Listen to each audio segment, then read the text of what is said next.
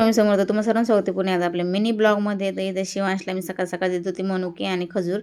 तर तो नको नको म्हणत होता, कारण रात्री त्याची बदाम भिजायला घालते मी विसरले, त्याच्यामुळे मग सकाळी मी हे देत होते त्याला. पण त्याचं काही नकोच असतं सकाळचं हे असं काही खायला, पण तरी बळत द्यावं लागतं. आणि त्याचं आता असं झालं, सकाळ उठल्या उठल्या तो एक तर सायकलपाशी किंवा डंबेलपाशी कुठेतरी असतो, म्हणजे उठल्याच्या नंतर. आणि त्यानंतर इथं मला मशीनमध्ये बसायचं, पण मशीनमध्ये बसा तुम्ही बघू शकताय, कारण 4-5 दिवस मी मशीनवर बसले नाही, की कोणीही काही आणलं की ठेवत्या मशीनवरती, कोणीही काही आणलं की ठेवत्या मशीनवरती, असं झालं होतं. आणि इथं कीर्तन चालू होतं, त्याच्यामुळे हे पटकन आवरून घेतला. आणि एक ब्लाऊज होता कस्टमरचा अर्जंट, तो शिवून दिला. त्याच्यानंतर येते मी संध्याकाळच्या टायमाला मम्मीच्या इकडे आली होती, कारण माझा भाऊ आला होता ना, तर तो बाहेर असतो, तर तो आला होता, त्याच्यामुळे मग त्याला म्हणजे भेटायला गेली होती, कारण त्याची तब्येत थोडीशी बरी नव्हती. कारण बाहेर राहायचं एकट्याने सगळं म्हणजे तिकडं मेचं जेवण वगैरे काही एवढं बरोबर नसतं, त्याच्यामुळे मग तो आहे ना स्वयंपाक शिकतो म्हणजे हळूहळू, त्यामुळे मम्मीला इथे मदत करू लागतो आता.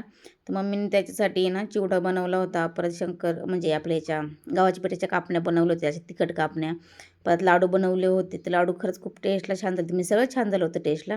लाडू मला खूप आवडले. मला मम्मी बोलली तू लाडू घेऊन जा, मी घेऊन आले लाडू. मम्मी थोडेसे लाडू मी बनवून लागले तिथे. बनवून म्हणजे मी फक्त वळू लागले लाडू, मी काही हे नाही केले. आणि मी जे लाडू घेऊन आले ते मी 2 दिवसात संपवून टाकले. मम्मीकडून लाडू घेऊन आले.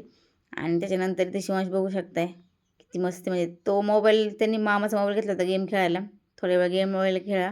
लाडू खरंच खूप छान झाले होते.